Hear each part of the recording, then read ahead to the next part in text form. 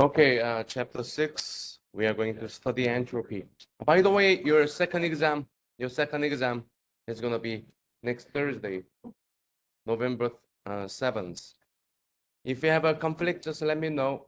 There is a makeup exam I can do on Friday at 10 o'clock. Yes.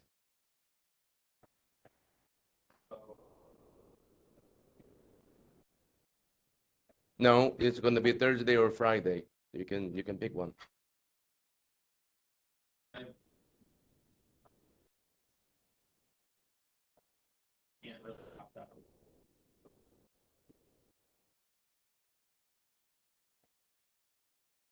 So how many of you have an exam on Thursday? 3 of them. 3 exams on Thursday. Let me check with my graduate students if he has any availability next week. But so far I know he told me that he's only available this Friday, but let me ask him again, okay? Okay, so we are going to study entropy. Entropy is another thermodynamic property that shows how much useless energy in a system. So the easiest way to interpret entropy is how much energy in the system is useless, which means that the electric energy. When you compare electric energy, mechanical energy, and thermal energy is a waste form of energy. So we know thermal energy is useless. On the other hand, electric energy and mechanical energy, they are useful. When we say, the electric energy and mechanical energy are useful, that means we can easily convert electric energy or mechanical energy into another form of energy. So if a system has less thermal energy, that means it has more useful energy. And if a system has more thermal energy, that means that it has less useful energy. So to distinguish these two different systems, one has more useful energy and the other one has less useful energy, we use entropy. So a system that has more entropy means the system has less useful energy, because entropy increases when we create more useless energy. In other words, when we have more thermal energy in the system, we assume that entropy increases. Another way to understand this entropy is, that we can think about reversible and irreversible processes. If a system has more reversible process, that means, a process can be reversed, which means that the system has useful energy. On the other hand, when a process is irreversible, why a process is irreversible? Because during this process, a system creates more useless energy, which is heat.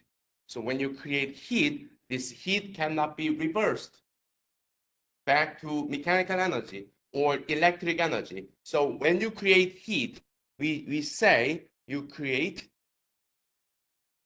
useless energy. In other words, the process is irreversible.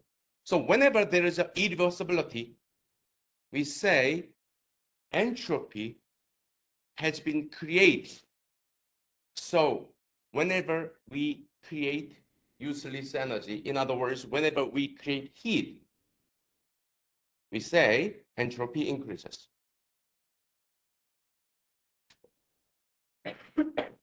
Then the definition of entropy is this one. We use letter S to represent entropy. And the difference in entropy, which is ds, can be determined by del Q over T. So S is going to be, if you integrate this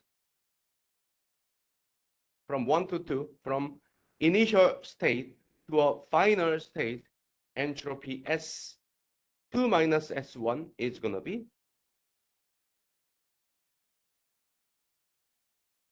so this is when it is internally reversible. That's how we determine entropy S.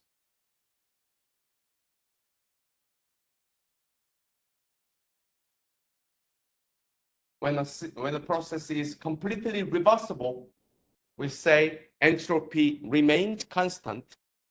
When a process is not reversible, we say entropy increases during a process. And there is no way entropy can decrease. Entropy only increase when there is an irreversibility. And entropy remains constant when a process is completely reversible. Okay? Then let's talk about some remarks about entropy. Processes can occur in a certain direction, not in any direction. And this direction should be in the direction of entropy increase. So let's say when you have a hot coffee,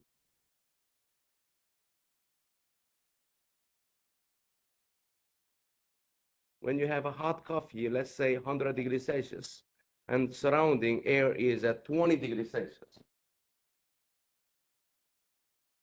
Then we understand that heat transfer direction is from high temperature, from this coffee, to the surrounding air at low temperature. So we know the heat transfer direction is this way.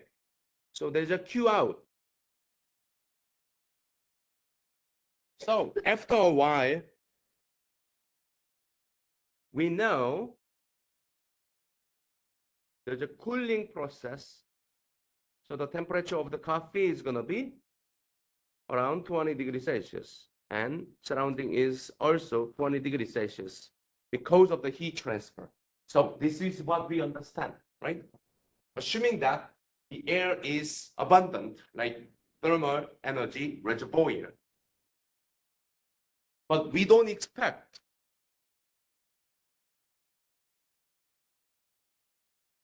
heat transfer occurs the other way, Q in, and the temperature of the coffee becomes maybe 200 degrees Celsius, while surrounding is at 20.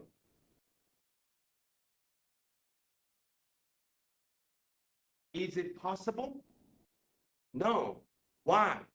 In this direction, entropy S increases.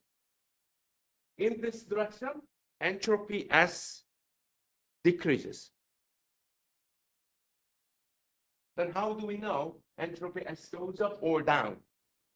You can calculate entropy of this coffee at 100 degrees Celsius, entropy of this air at 20 degrees Celsius. You can calculate entropy of the coffee at 20 degrees Celsius and air at 20 degrees Celsius. So you can calculate the sum of entropy. So in that way, you can check whether entropy has been increased or decreased. So in this case, there are two directions.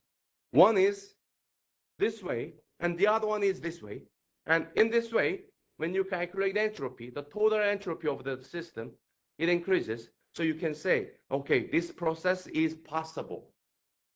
On the other hand, when you calculate entropy, the total entropy of the system, the total entropy of this is less than the total entropy of the initial state. So we confirm that entropy decreases. Because this entropy decreases, we say this process is impossible. So that's how we know the process can only occur in this direction, in the direction of entropy increase. Okay?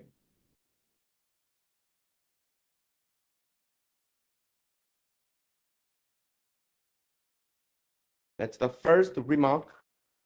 And the second, entropy is a non-conserved property. So there is no conservation of entropy principle because entropy always increases when there is an irreversibility. And there are a lot of irreversibilities in our real world because many processes involved in heat generation, air friction, or the water flowing in a pipe. Whenever there is a process, it is very likely to generate heat. When we generate heat, we say entropy increased. Okay? So there is no conservation of the entropy principle because entropy is not conserved. Entropy is only conserved when every process is reversible.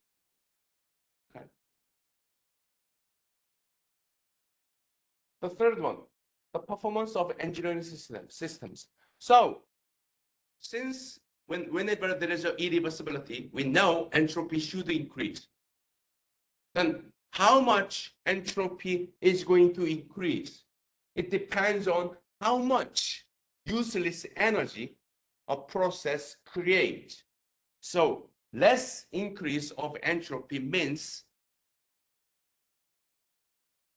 less irreversibilities, which is better design than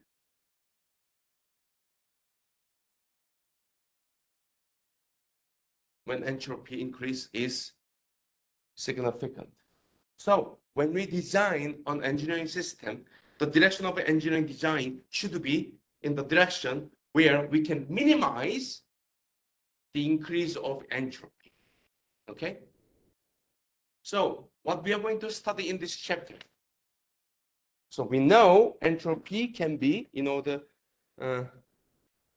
important whenever we want to study irreversibilities in a system, which is one of the most critical design factors because we want to, save energy. We want to, make our process efficient. That means that we need to minimize the increase of entropy.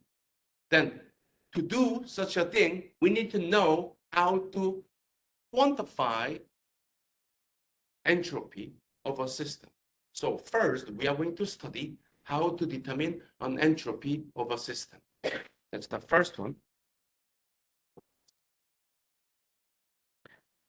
So the first part of this chapter, we are going to calculate entropy.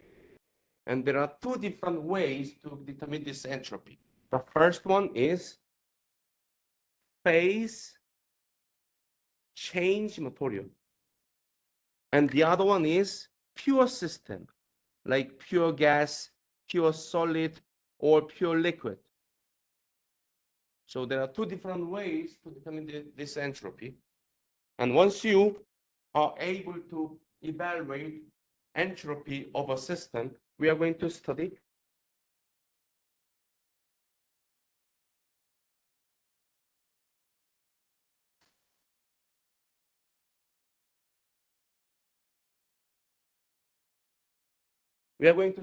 isentropic efficiency. Isentropic process means a process whose entropy remains constant. Like an isothermal process means temperature T remains constant. Isobaric process means pressure P remains constant. Isochoric process means volume V remains constant. Isentropic process means entropy S remains constant. The change in S is 0. In other words, S1 is the same as S2. That is an isentropic process. Then not every process is an isentropic process. Actually, most processes in engineering systems are not isentropic processes, because we likely, to see a generation of heat, right? Whenever there is a process. When you watch, when you play a video game, you feel that, your cell phone is getting heat, because it is not a reversible process. There are lots of irreversibilities. When you drive your car, if you drive backward, can you create fuel back? No, that's not possible, because it's an irreversible process. Then, how can you make a more efficient system? Like if you drive a car, the one car can be hybrid that can run, maybe, the 30 miles per gallon or 50 miles per gallon. And the other one is a dump truck, which can, drive only 5 miles per gallon. Why one can drive further than the other? Because there are more irreversibilities in the dump truck, right? Then, how can we make more efficient system? If you are able to, check, if you are able to determine how close your process to an isentropic process, then we can make more efficient system, right? So let's say that there are two directions, for this process, I can do this way or I can do this way. So what you can do is that you can calculate how close this process to an isentropic process, or how close the other process to an isentropic process. That is called isentropic efficiency. So isentropic efficiency of 100%, that means the process is an isentropic process. In other words, reversible process. So if you, if you design two different processes, one has isentropic efficiency of 50%, the other one is 70%. You can say, that the one has 70% isentropic efficiency has less irreversibilities. So it is a better design than this one. So that's what we are going to study in the second part of this chapter 6. Okay. Then the last one. Then we know entropy should increase whenever there is an irreversibility. Then can we determine how much entropy has been increased when there is a process? We can by using entropy balance equation. Wait, previously we said there is no conservation of entropy principle. That doesn't necessarily mean that we cannot use entropy balance equation. We can still use entropy balance equation, like the same as the energy balance equation. What is energy balance equation? Energy transfer in minus energy transfer out is going to be the change of energy of a system. That is based on conservation of energy principle. Can we use the same form for entropy? Yes. Entropy in minus entropy out is the change of entropy of a system. Can we do that? No, because entropy is not conserved. There is no conservation of the entropy principle. But one thing we know is, okay, whenever there is a irreversible process, entropy should increase. What if we take this increase of entropy, into the account? So what about if we introduce this new term that represents the increase of entropy? Then you can use this entropy balance equation, because this S-gen represents the increase of entropy.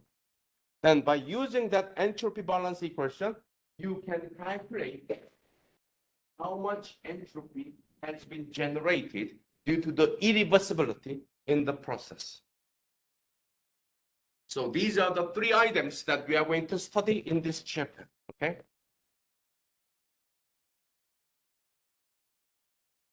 Any question?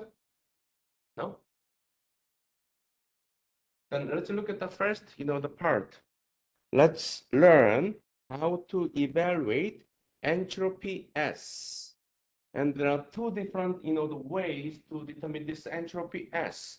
The first one is for a phase change material, and the other one is for pure materials. So let's talk about phase change material first. Then you remember in chapter 3, to evaluate a property of phase change material, what we did. What did we do? We use the table problem, right? We use a table to evaluate, let's say, specific volume V, or specific internal energy U, or specific enthalpy H. So to determine S, we can do the same.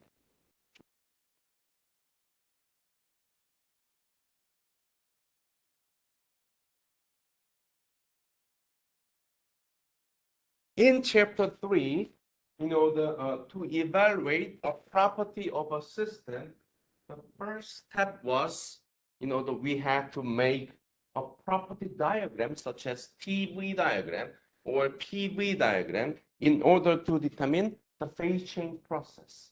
To evaluate entropy of a phase change material, we are going to do the same. But instead of TV or PV, PU diagrams, in this case, we are going to use TS diagram. This S means entropy.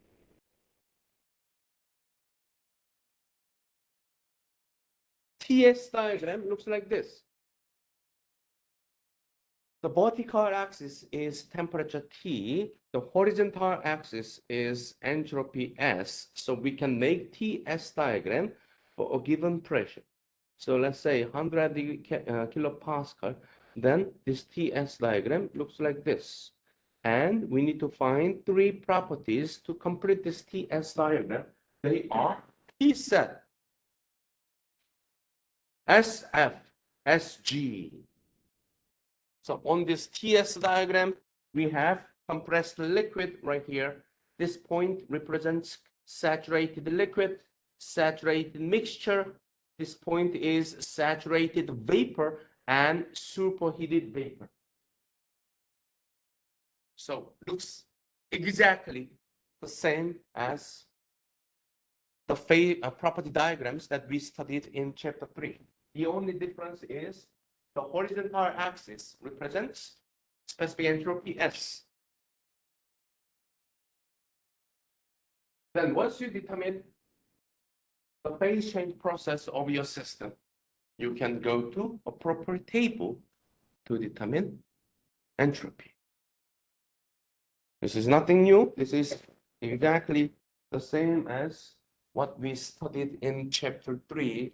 This time, we are just using entropy S rather than V, U, or H. So let's practice how to evaluate an entropy by solving a problem. This one.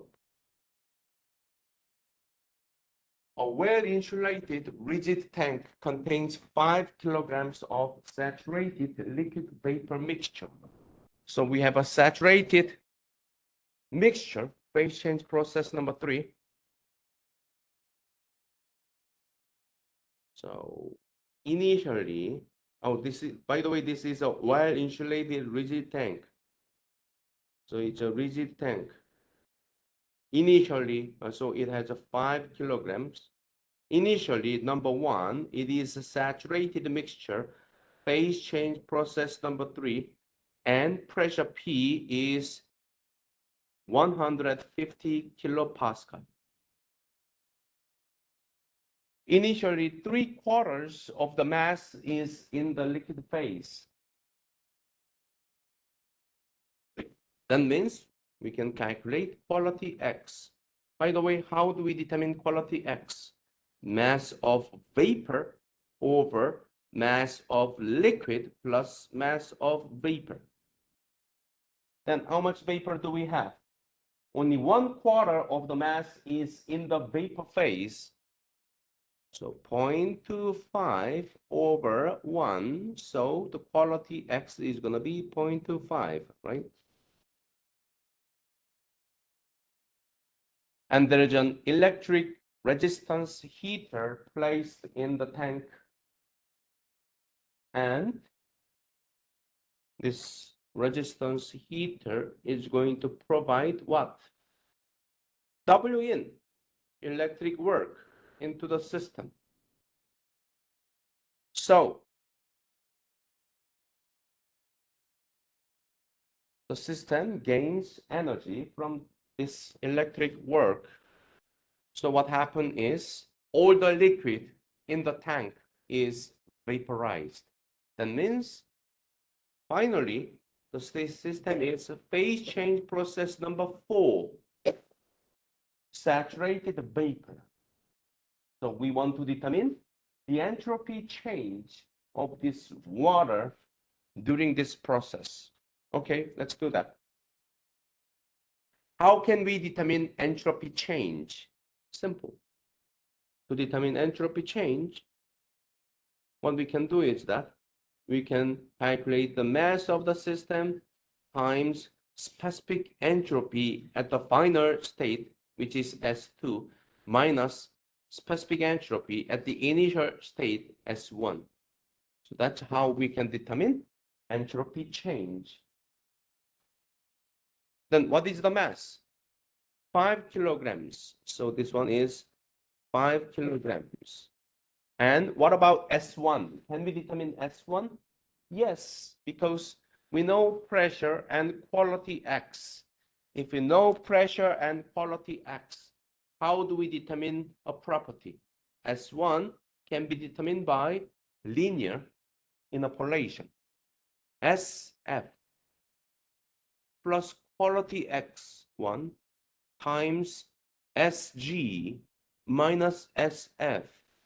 Then where can we find SF and SG? From this pressure. And here we have 150 kilopascal. In other words, 1.5 bar. And what is SF? This number. What is SG? This number. So we have SF and SG. So let me write these numbers here. 1.4336. SG is going to be this number, 7.2233. What about quality X? Quality X is 0.25. So we have everything. Can you determine entropy S? Yes, we can. S1 is going to be, S1 goes in here. My bad. Here. And S1 is 2.881 kilojoule per kilogram. By the way, the unit of this entropy is going to be kilojoule per kilogram Kelvin. Okay, that wasn't difficult. What about S2? How can we determine S2? Oh, unfortunately, we only know the phase change process at the final state. We don't know the pressure, we don't know, the volume, we don't know temperature. What about 150 kilopascal? Can we use this one? Not anymore, because it is not a constant pressure process. But one thing we know is it's not a constant pressure process, but it is constant volume process. Because it's a rigid container.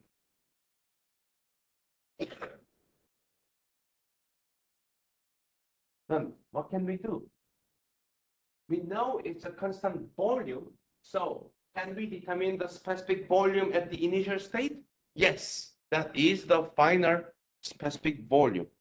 So let's do that. V1 is the specific volume at the initial state. How can you determine this V1? By using same linear interpolation equation. So V1 is Vf plus quality X times Vg minus Vf. Where can we find Vf and Vg? From this pressure. So let's find Vf and Vg. We know quality X, 0.25. So where is Vf? This number. Where is Vg? This number. So we have Vf and Vg. So let me write these numbers here. 1.0528 times 10 to minus 3 and Vg 1.159. 1.159. So we have everything. Can you determine V1? Yes, we can.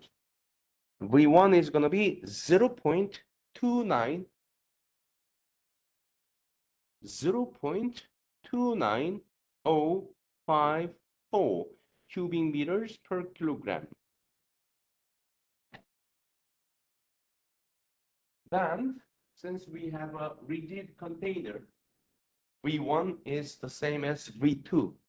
So this time we know V2 too. V2 is the same as V1, which is 0.29054 cubic meters per kilogram. Then what do we want to determine? We want to determine the specific entropy S2. So how can we determine S2? Oh, wait, it is phase change process number 4. That means saturated vapor. What is the specific entropy S of saturated vapor? Sg. Then what about this specific volume? Specific volume is also Vg. So we just need to find Sg when Vg is this number. Then we have a table right here. Do we have Vg and Sg? Yes, there's a Vg. This one. There is a Sg. This one. So let's find this Vg on this table. 0.29 is less than 0.31 and greater than 0.27. So our specific volume is between these two numbers, right? Then what about Sg? Sg is right here, should be between these two numbers. Then how can you find Sg? Linear interpolation. So let's do that. How can we do a linear interpolation?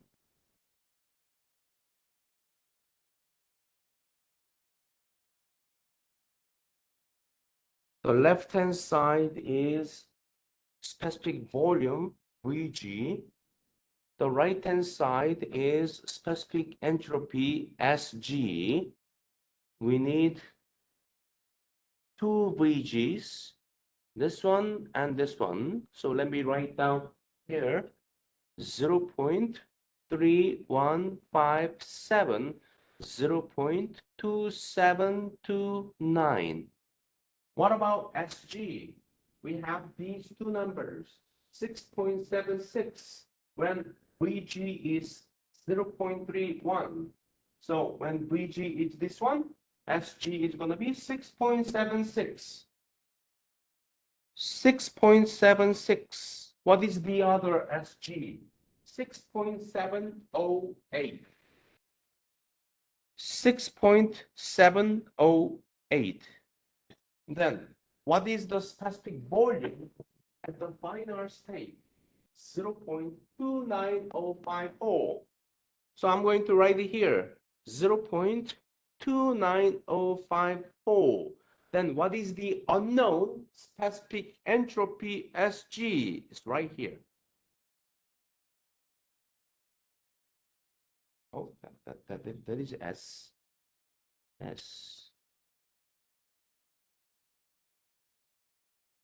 Then can you solve this equation to determine SG? Yes. 0.2729, 6.708. So we can determine SG from this equation that goes, oops, here. And what is SG? 6.72943. 6.72943 kilojoule per kilogram Kelvin. So now we have everything. Can you determine the entropy change? Yes, we can. 19.24. 19.24 kilojoule per Kelvin. So that's how we determine the total entropy change. Yes. Yeah, this is going back a minute, but how did you get V1 to be 0.29054? Wouldn't it have to fall between VG and VF, which are 1.05 times 3 equivalent? This is kind of way far back. This one is VF times 1000. Yeah. So this is actually 0.001. And 0.29 is between these two numbers. Oh, the other one's not times 10 and negative. That's what I'm missing. Right. Oh, okay. Any other questions? That's where I was lost. Yeah, right You here. wrote Right here. 10 to the negative 3 up at the equation. So I think that's where she was. Yeah. 10 to minus 3. Any question about this problem?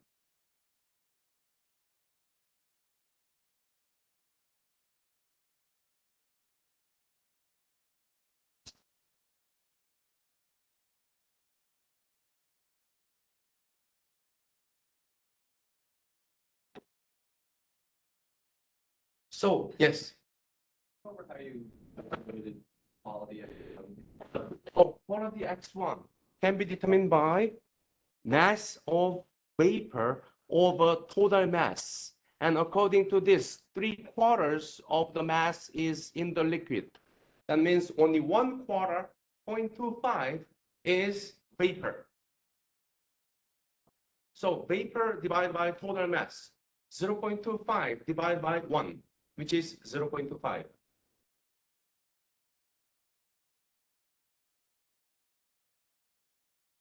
Any other question?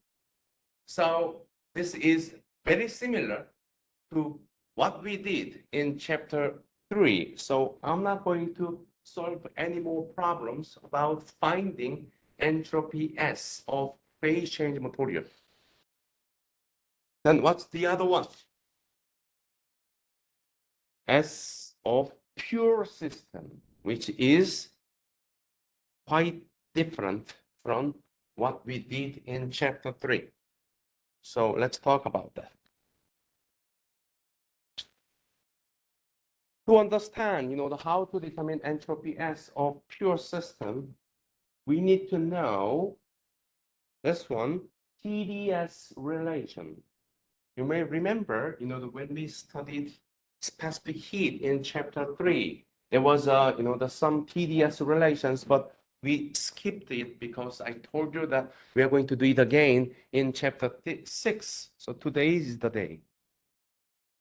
So let's talk about TdS relation to learn how to determine entropy S of a pure system.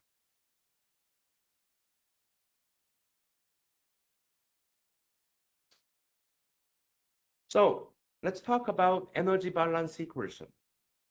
The easiest energy balance equation is Q in plus W in minus Q out minus W out is going to be what? U2 minus U1 plus moving boundary work. That's what we studied in chapter 3.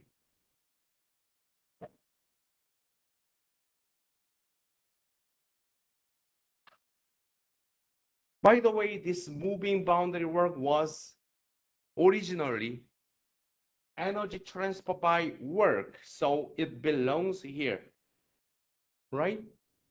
So let's combine them.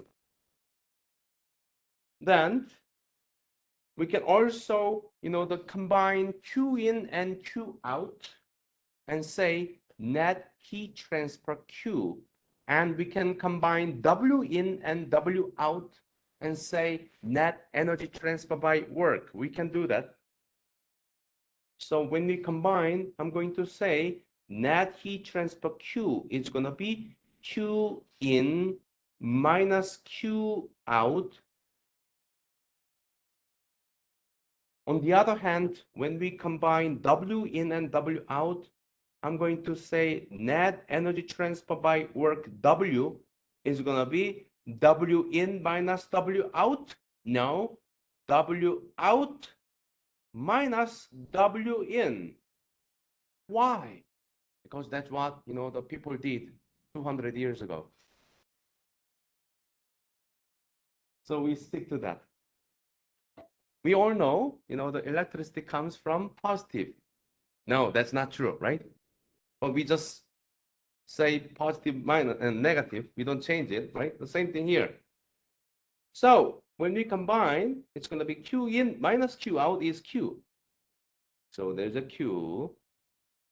W in minus W out. No, W out minus W in is W. So we need to have negative sign in front.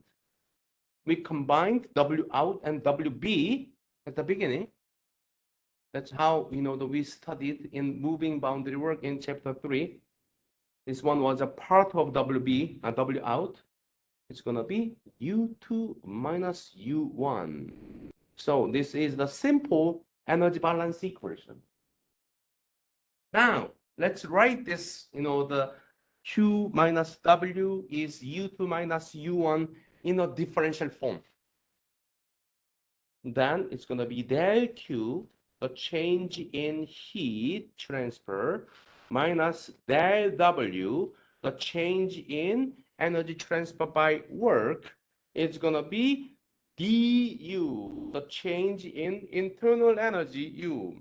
And I'm going to say, this system is completely reversible.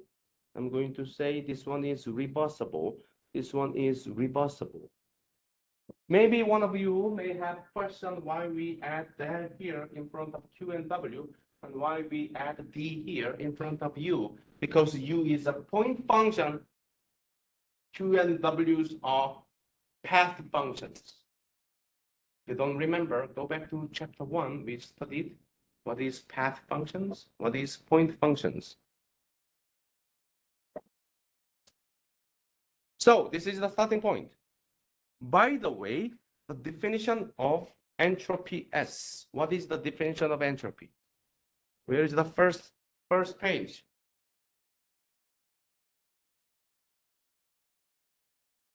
The definition of entropy is this one.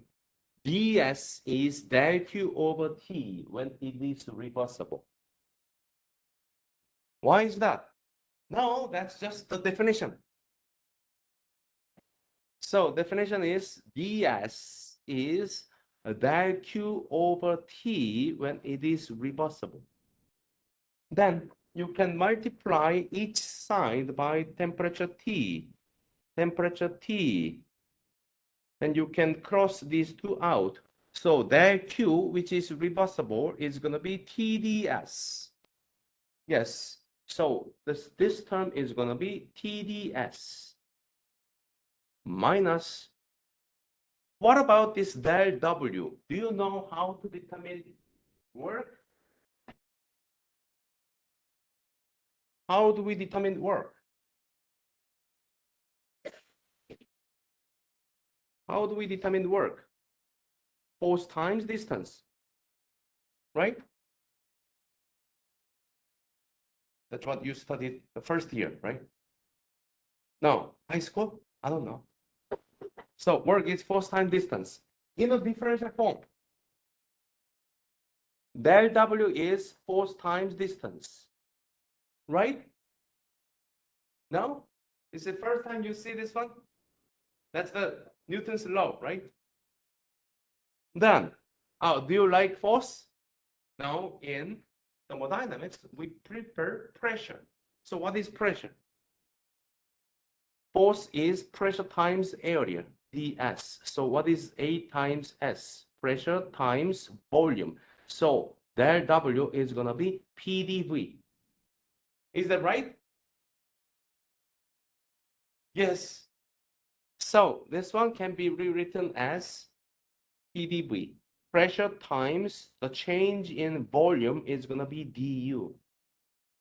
So this is called TDS relation because the first term is TDS.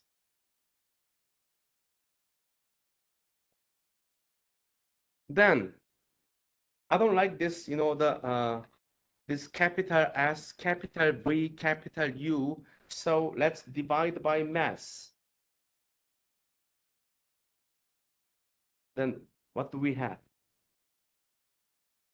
TDS minus PDV is going to be du. So this is the starting point.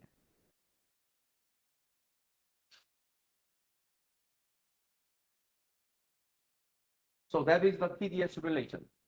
And what do we want to do? We want to determine entropy S of a pure system. So where is entropy S? Entropy S is right here.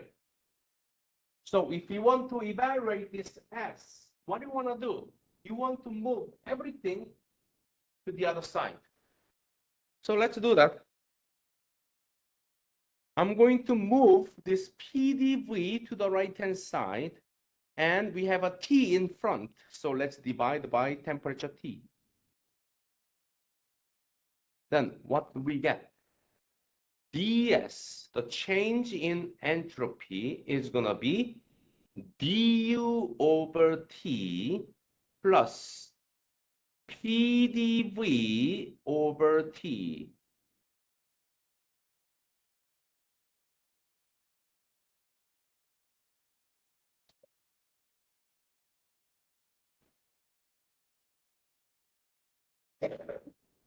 Then, if you solve this equation, you get entropy S. What do you mean solving this equation? You need to integrate this from 1, the initial state, to 2, the final state. So you can integrate from 1 to 2. You can integrate from 1 to 2. Then you can determine entropy S. Right?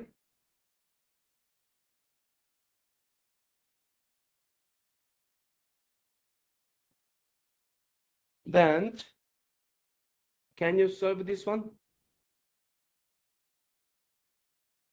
It's super easy, right? If you solve it, it's going to be S2 minus S1, right? So the left-hand side was easy. S2 minus S1 is going to be, how can you integrate du over T? Do you know how to integrate du over T? Let me rephrase the question. Can you integrate du over T?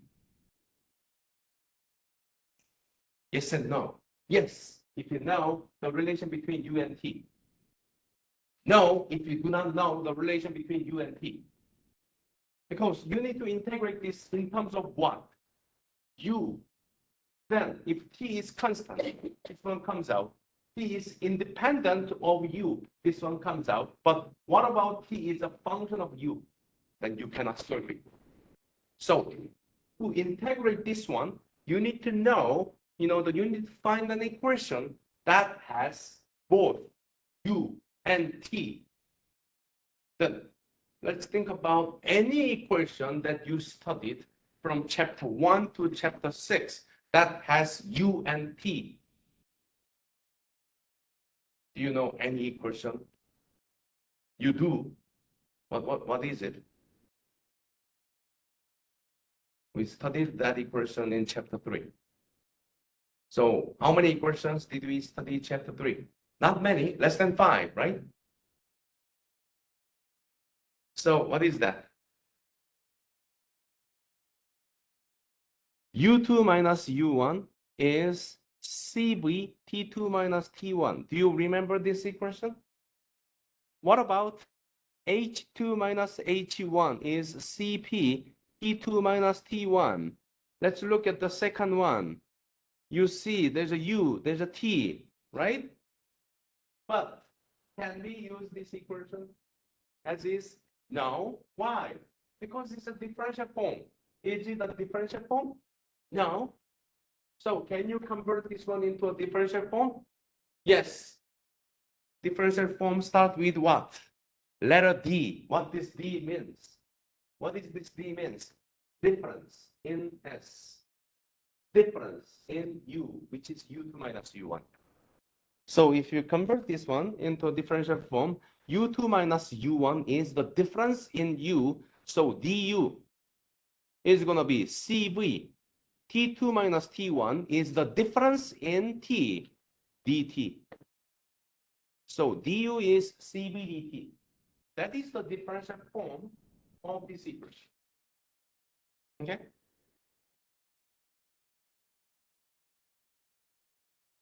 The same as, the S2 minus S1 becomes ds. When you write this one in a differential form. That's why if you integrate, it becomes S2 minus S1. If you take the differential form of this one, it becomes ds. If you integrate this one, it becomes S2 minus S1. You see the logic here, right? The same thing. U2 minus U1 is going to be du. So if you integrate du, you get U2 minus U1, right? Too much mathematics? Don't worry about that. This is the last one, okay? So we are almost at the end. So, okay, I see I have a U and I have T, and there's a U and T. So what you can do? The problem is we have two different variables inside this integration. So the simplest way to solve this one is replace one with the other. So are you going to replace this T? Do we have T? Not really, it's a dt. What about U, du? Do we have du? Yes, we have a du. So this du can be replaced by CV dt. Then this equation becomes from 1 to 2, CV dt over T plus integration from 1 to 2 PdV over T.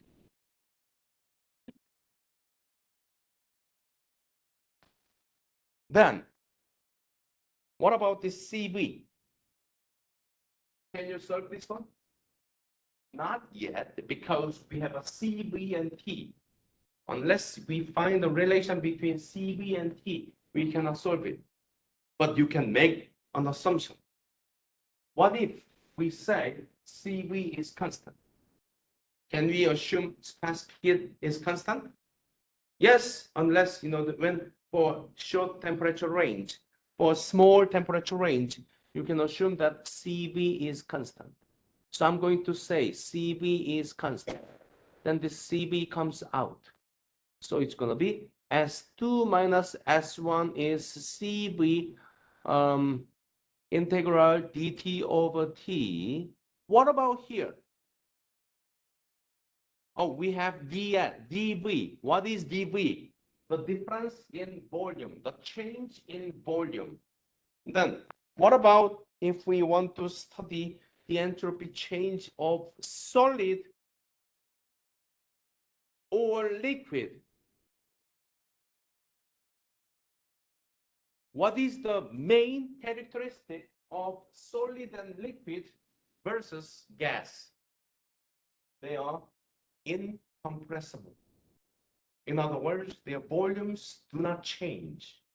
So what is dV stands for? The change in volume. What is the change in volume when you have a solid or a liquid?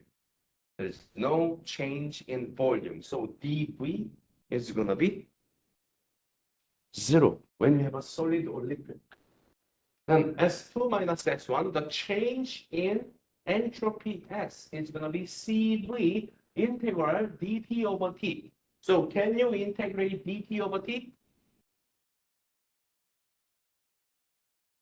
If you don't remember the mathematics, don't worry about that. I'm going to explain.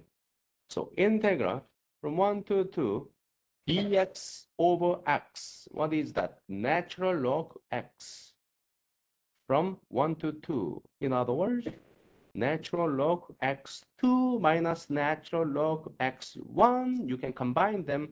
It's going to be natural log x2 over x1. Okay? Then, if you integrate that, what do you get? CV natural log T2 over T1. So that's how you can determine the change in specific entropy of a solid or a liquid. Any question?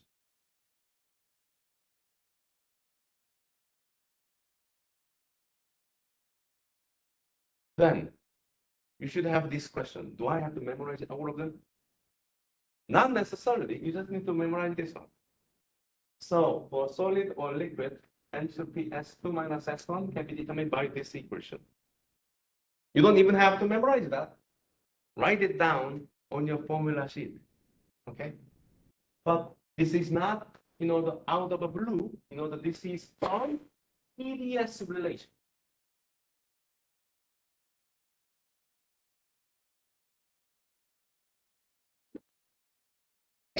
Any question?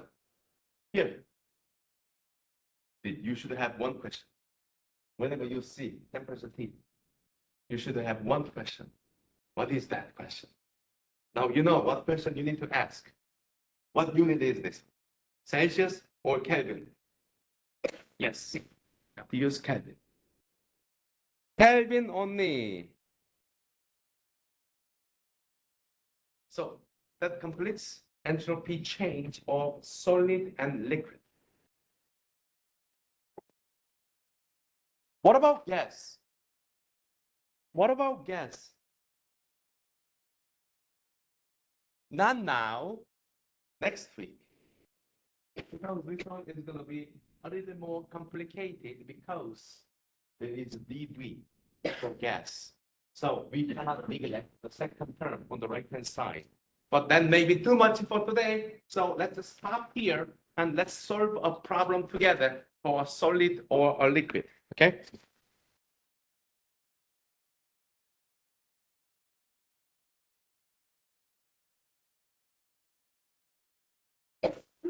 Is it too fast or too slow? Good. Okay. So this time we have 75 kilograms of copper block initially at 110 degrees Celsius. It's dropped into an insulated tank that contains 160 liters of water at 15 degrees Celsius, determine the final equilibrium temperature and the total entropy change for this process. Okay, we can do that. No problem. So we have this much water, a lot of water, and I'm going to drop this small copper block, which is only 75 kilograms. And initially it was at 110 degrees Celsius. The surrounding water is only 15 degrees Celsius. So what do you expect? When you want to solve a problem, always to understand the physics and write down mathematics and you solve that mathematics. So what's going to happen in physics? Yeah, there's a heat transfer from 15 to 100, right? No, the other way, 110 to 15 degrees Celsius. So there's a heat transfer this way. Q.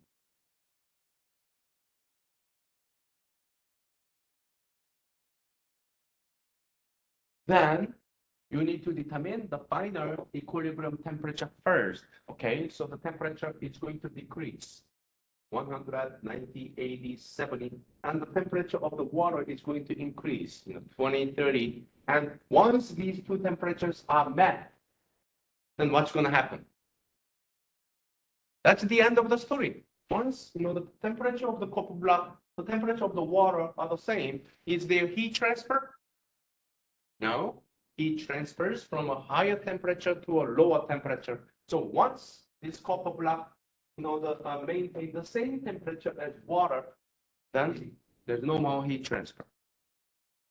Then how can you determine the final temperature? It's simple. We only know one equation in thermodynamics, energy balance equation. So we are going to study energy balance equation to determine the final temperature. So let's do that. Let's write down the energy balance equation for this copper block first. What is the energy balance equation? By the way, we studied two energy balance equations. One for chapter 3, closed system. The other one for chapter 4, an open system. So is it a closed system or an open system? It's a closed system. How do we know whether it is closed system or not? You check the mass. If there's a mass change, open system. If there is no mass change, closed system. So copper block, I don't expect any mass change of this copper block. So it's going to be a closed system. What about water? Is there reaction? No. So water mass remains constant. So water is also a closed system. Okay. So let's write down the energy balance equation. What is the energy balance equation for copper block? Q in plus W in minus Q out minus W out is mass times U2 minus U1 plus moving boundary work. That is the energy balance equation. What about water? H2O. The energy balance equation is Q in plus W in minus Q out minus W out is going to be mass times U2 minus U1 plus moving boundary work. So we have two energy balance equations. Why two? Because we have two systems. One is this copper block, the other one is water. Then we know the heat transfer direction is from this solid to the liquid. So this Q in this energy balance equation, Q in or Q out. This Q should be Q out because it's a heat transfer leading this copper block. So this one is Q, this Q. What about in this water? That Q goes into water, so Q is going to be Q in for this water system. So there's a Q. Then we can neglect Q in for copper block, Q out. We can neglect energy transfer by work. And these are liquids and solids. Therefore, there is no moving boundary work. So you can neglect these two. So this is the equation for copper block. This is the equation for water.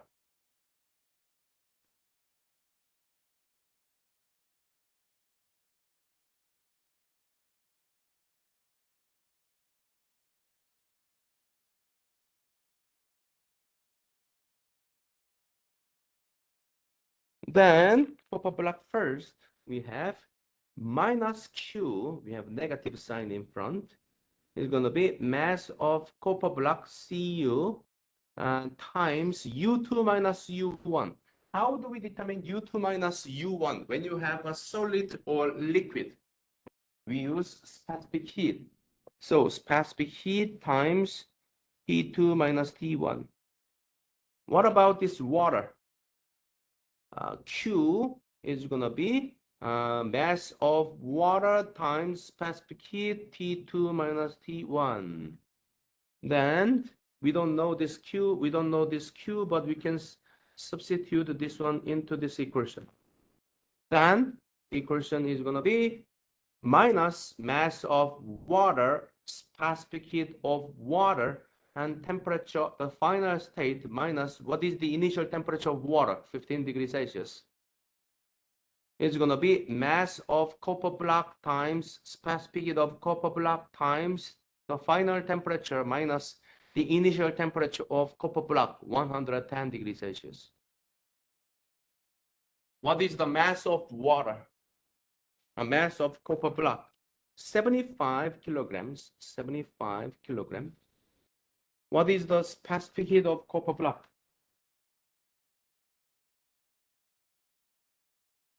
Specific heat of the copper block is going to be 0.385. 0.385 kilojoule per kilogram degree Celsius. What about mass of water? We only know the volume of water, 160 liters, which is 0.16 cubic meters. That is the volume of this water. Then how can you determine the mass of water? We can use the density. Then there are so many density values available. So which one you are going to use? Just randomly pick one number. Now it should be based on the temperature, the average temperature of water. Then what is the average temperature? The initial temperature is 15.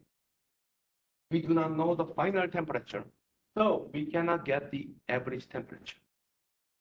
What do? We give up? No. What can we do? We assume the final temperature. When you compare these two, the mass of the copper block is very small compared to the mass of water. Usually, the density of water is 1,000, so the mass of water is going to be approximately 160 kilogram, which is almost double the mass of copper block. What about the specific heat? The specific heat of copper block is only 0.385, but the specific heat of water is 4 point something, more than 10 times. So water can contain more thermal energy than copper block, more than 10 times. So when we talk about the decrease of temperature in copper block and the increase of water temperature, the increase of water temperature is much less than the decrease in copper block temperature, because water heat capacity is more and the mass of the water is more. So we can expect that the temperature rise of water is going to be very small compared to the temperature decrease of copper block. So the reasonable gas is going to be, the final temperature is going to be close to 15, maybe 20 or 25. So if you pick room temperature, it would be reasonable. So you can pick 300 Kelvin and use this specific heat value, use this density. So the density is what? 996.5 kilogram per cubic meters. And we have this volume 0.16 cubic meters, and specific heat is going to be 4.179 kilogram per kilojoule per kilogram degree C. So we have everything but T2. Can you determine T2? Yes. The final temperature of the system is going to be approximately 19 degrees Celsius, which is close to the room temperature. Any question? So that was the first part. And since we are running out of time, we are going to continue this problem next week. Okay? Any question? No? Then see you next week. Still having class on. Yes. We have a class on Tuesday. We just don't have an exam on the day because some of you may need to go to your hometown for the election, right? The exam is going to be next Thursday, though. If you have a conflict, I will find a day, maybe Monday next week. I emailed you back, what time on Friday for you or your GA or whatever's gonna be there? Since there's one more students cannot do on Friday, so I need to find another time on, because I cannot have multiple makeup exams. Yeah, Just yeah. one. But I will email you, okay? Okay. Yeah. Have any